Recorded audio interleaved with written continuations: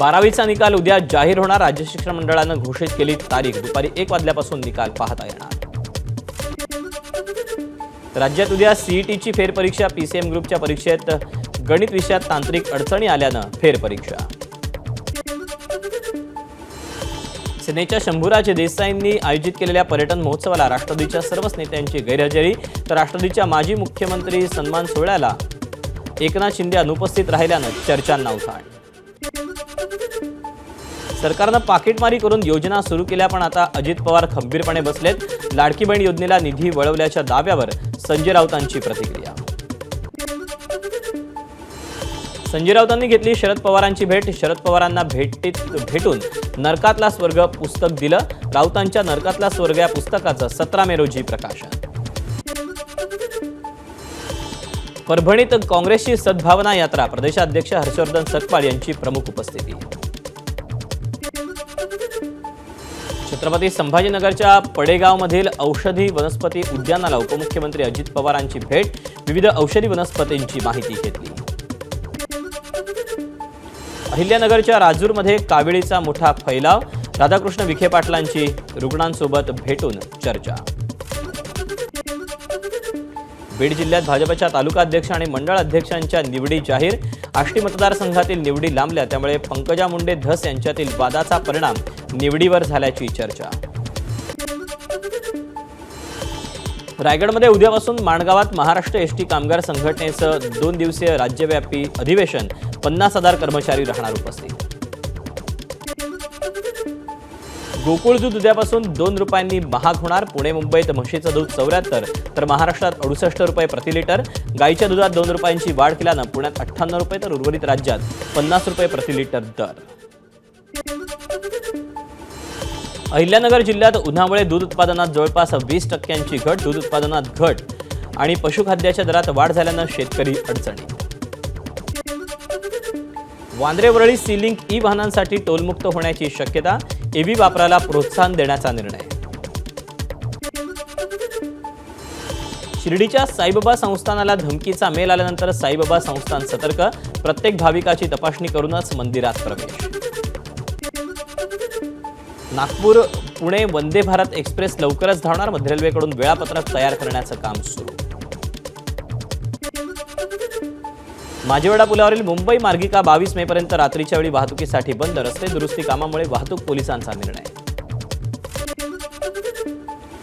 नागपुरात जगातील सर्वात मोठे चित्रपटगृह उभं राहणार। वेव्ज 2025 मध्ये महत्त्वपूर्ण घोषणा।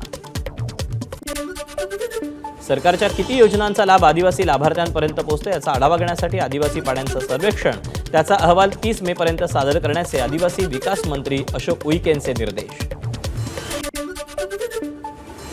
मनसेकडून मुंबईतल्या दिंडोशी परिसरात रोजगार मेळाव्याचं आयोजन। मनसे नेते अमित ठाकरेंच्या हस्ते उद्घाटन। महाबळेश्वरमध्ये महापर्यटन महोत्सव। पर्यटकांसाठी महोत्सवात विशेष हेलिकॉप्टर राईड्स। आजच्या पिढीला चित्रपटातून छत्रपती शिवाजी महाराज छत्रपती संभाजी महाराज यांचा इतिहास समजतो ही दुर्दैवी बाब। सांगलीतील शिवोत्सव बांधकामात सार्वजनिक बांधकाम मंत्री शिवेंद्रराजे भोसलेंचं विधान। ओटीटी प्लॅटफॉर्म उल्लू ॲपकडून मेलद्वारे मनसेची जाहीर माफी। मनसे वर्सोवा विधानसभा विभाग अध्यक्ष संदेश देसाई यांच्याकडून शिष्टमंडळाकडून आंबोली पोलीस ठाण्यात दाखल करण्यात आली होती तक्रार। न्यू इंडिया बँकेच्या घोटाळ्याप्रकरणी अटकेतील जावेद आझमचा जामीन अर्ज न्यायालयानं फेटाळला। जामीन मिळाला तर पुराव्यांची छेडछाड करून साक्षीदारांची दिशाभूल करू शकतो, न्यायालयाचं निरीक्षण।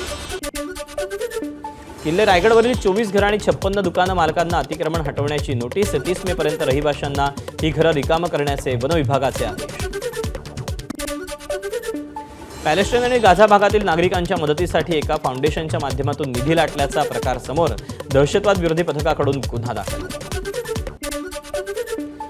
उन्हाळ्याच्या सुट्टीचा आनंद घेण्यासाठी पर्यटक नाशिकच्या रामकुंड परिसरात गोदावरी नदीपात्रात आंघोळ करण्यासाठी पर्यटकांची गर्दी। डोंबिवलीत 2 गटात राडा। तलवारी लोखंडी रॉड दगडांनी 2 गटाकडून मारहाण। भंडाऱ्यात घरफोडी करून 10 लाखांचे दागिने आणि 18 लाखांची रोकड चोरट्यांनी केली लंपास। या प्रकरणी चोरटा अटकेत।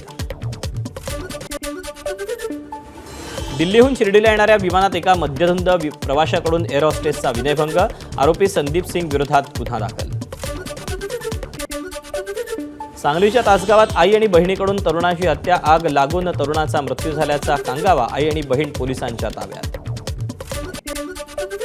जळगावच्या राष्ट्रीय महामार्गावरील कालिका माता मंदिर भाग परिसरात 30 वर्षीय तरुणाची निर्घृण हत्या, अनैतिक संबंधातून हत्या झाल्याची माहिती. बीडच्या माजलगावाजवळ खानापूरमध्ये वडिलांकडून मुलाची हत्या, मद्यपान करून त्रास देत असल्यानं हत्या केल्याची माहिती. नाशिकच्या भगूर भागात शेतीच्या वादातून कुटुंबाला लाठीकाठीनं मारहाणीची घटना सीसीटीव्हीनं चित्रित केली. येवल्यातील कोळंबमध्ये आवारे वस्तीत चाकूचा धाक दाखवून चोरी, अंगणात झोपलेल्यांना चाकूचा धाक दाखवत घरातले 50,000 लंपास केले. यवतमाळच्या ढाणकी ते बिटरगाव रोडवर दुचाकींची समोरासमोर धडक, एकाचा मृत्यू तर दोघे गंभीर जखमी. रात्रीच्या वेळेस शेतातील पिकांची राखण करण्यासाठी गेलेल्या शेतकऱ्यावर वाघाचा हल्ला, शेतकऱ्याचा मृत्यू. नाशिकच्या येवला शहरात एका संशयितांकडून 4 तलवारी जप्त, पोलिसांनी संशयिताला घेतलं ताब्यात. उमरेड नागपूर राष्ट्रीय महामार्गावर टिपरची डांबरनं भरलेल्या ट्रकला धडक, अपघातात टिपर चालकाचा मृत्यू. जळगावच्या शाहूनगरमधील एमडी ड्रग्ज नेटवर्कचा पर्दाफाश, ड्रग्ज बाळगणाऱ्या तिघांना अटक. यवतमाळ वर्धा महामार्गावर गलम या गावाजवळ कारमध्ये बसून लावला IPLचा सट्टा, स्थानिक गुन्हे शाखेकडून तिघांना अटक. यवतमाळच्या धरणातील जलसाठ्यात घट, मोठे आणि मध्यम तसंच लघु प्रकल्पात 31% जलसाठा शिल्लक. हिंगोली जिल्ह्यातील अनेक ठिकाणी विद्युत रोहित्राला कूलरचा गारवा, वीज पुरवठा खंडित होऊ नये यासाठी महावितरणची शक्कल. पुढचे 5 दिवस कोकण किनारपट्टीसह मध्य महाराष्ट्र आणि मराठवाड्याला अवकाळी पावसाचा इशारा. गोंदिया जिल्ह्याला वादळी वाऱ्याचा तडाखा, अवकाळी पावसामुळे आंब्याच्या बागांसह धान पिकाला मोठा फटका. वाढत्या उष्णतेचा कांदा उत्पादक शेतकऱ्यांना फटका, नांदेडमध्ये काढणीनंतर साठवलेल्या कांद्याचं नुकसान. भंडाऱ्यात वादळी वाऱ्यासह झालेल्या गारपिटीनं भातपीक जमीनदोस्त, बागायती शेतीलाही गारपिटीचा जबर फटका. मुंबईच्या संजय गांधी राष्ट्रीय उद्यान आणि आरे वसाहतीत 54 बिबट्यांचं वास्तव्य, 10 वर्षात बिबट्यांची संख्या 23 वाढली.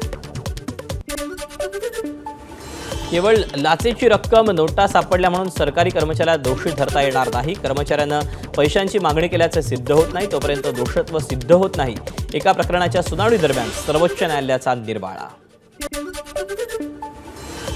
पंतप्रधान Narendra Modi Khelo India youth games 7व्या सत्राचं व्हर्च्युअल उद्घाटन करणार. या खेळांमध्ये 6,000हून अधिक खेळाडू, 27 पदक स्पर्धांचा यामध्ये सहभाग होणार. कर्णधार ऋषभ पंतच्या निराशाजनक कामगिरीची लखनौ सुपर जायंट संघाला चिंता, प्लेऑफच्या शर्यतीत कायम राहण्यासाठी लखनौला विजय महत्त्वाचा.